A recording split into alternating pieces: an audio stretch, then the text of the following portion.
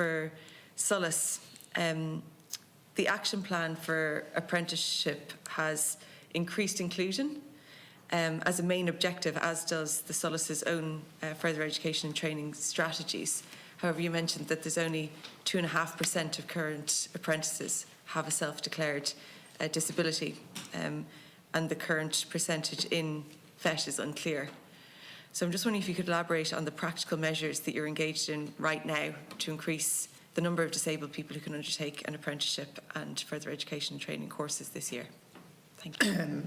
So in terms of apprenticeship, it is a programme of employment essentially. To become an apprentice, you must be employed before you're essentially in the education system for part of your programme. So the good news is they are employed. And I was struck by you mentioned jobs, not careers.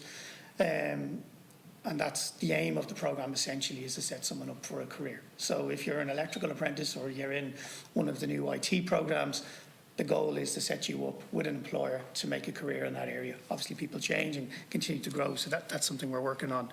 I think a key part of having more people with disabilities in apprenticeship and indeed in FET kind of goes back to Deputy Tully's question, which is raising awareness with employers is absolutely crucial.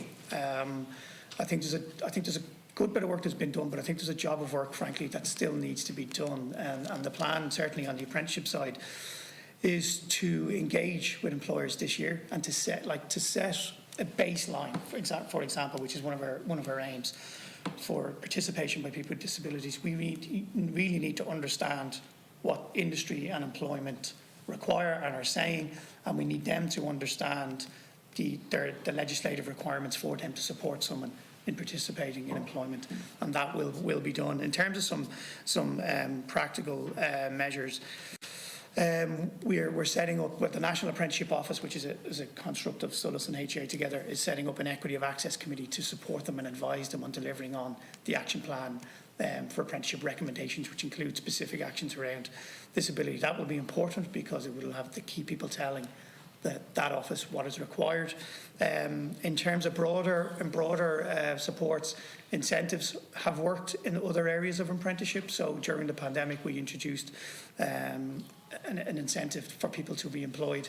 I think that could be used to increase participation with disabilities. And glad to say there's an action in there to develop a bursary for people with disabilities, as there is for gender bursaries. On the further education and training side, we fund education and training boards to support all learners. That includes people with disabilities. So that will be a combination of what we're trying to do is embed universal design for learning, which is mentioned by colleagues, which is removing as much of all of the barriers that you can so that the system itself is accessible to all.